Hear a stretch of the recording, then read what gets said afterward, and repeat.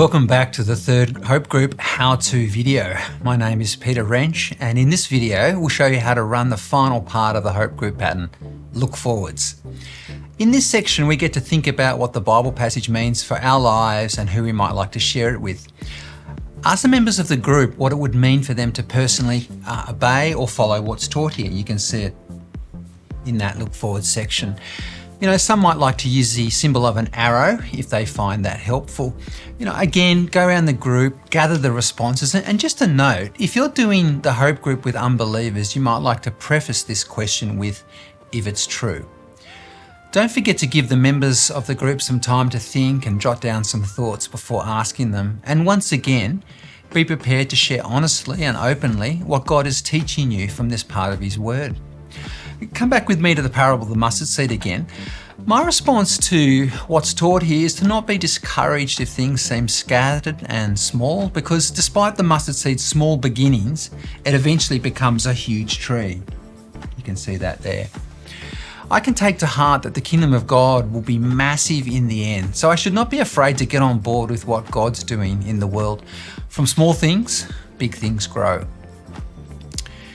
The next question asks the members of the group who they'd like to share this story with.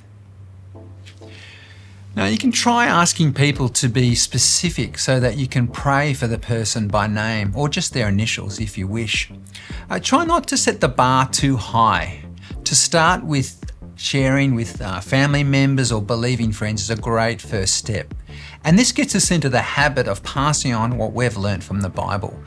If appropriate, you might like to pause and pray by name for those you've shared about.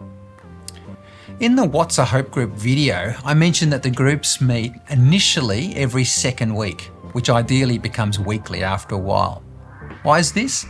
Well, when you start, it's best to begin with a few other followers of Jesus, as you can see on the screen. Now we know that God is constantly at work in those around us and is able to do immeasurably more than all we ask or imagine. So we shouldn't be surprised if one of our unbelieving friends expresses interest in learning about Jesus from the Bible. When this happens, say after a few months, the gold standard is for you and one or two members of your existing group to start another group in the alternate week. So Hope Groups are designed to grow by multiplication, starting new groups, not by adding new members into them. A lot of workers I know are involved in 2 or even 3 Hope Groups, which is great. And if we're going to reach 100,000 workers in APAC, we really need to start lots of these Hope Groups.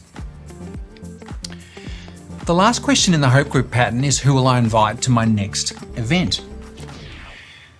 Here, just encourage everyone to simply scan the QR code to find out what's on. You'll find lots of great Bible teaching events around Australasia put on by City Bible Forum. Find one in your city that suits your group and maybe go along together. The groups I've been involved in have found it helpful to have an event to focus on, say once a quarter, to invite our unbelieving friends and colleagues too. Interestingly, over 80% of the people in our groups came to an event first, often several times, before joining a Hope Group. The very last item on the Hope Group sheet is to pray. It's great to finish off the time by praying for those friends mentioned during this section, for the 100,000 workers we're trying to reach, or for challenges raised when you look back.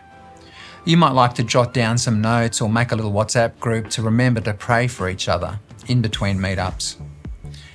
You've come to the end of the how-to videos. Well done. Now you're equipped to start a Hope Group with a couple of your friends. You know, why not print off a couple of copies and give it a go? If you're stuck or you'd like to ask a question, scan the feedback form here and just tick other as a thing that you want to give feedback about. And remember that the PDFs of over 80 Hope Group sheets are free for you to use and share around. They can be found on our Hope Group webpage just here. And finally, don't forget that God is able to do immeasurably more than all we ask or imagine.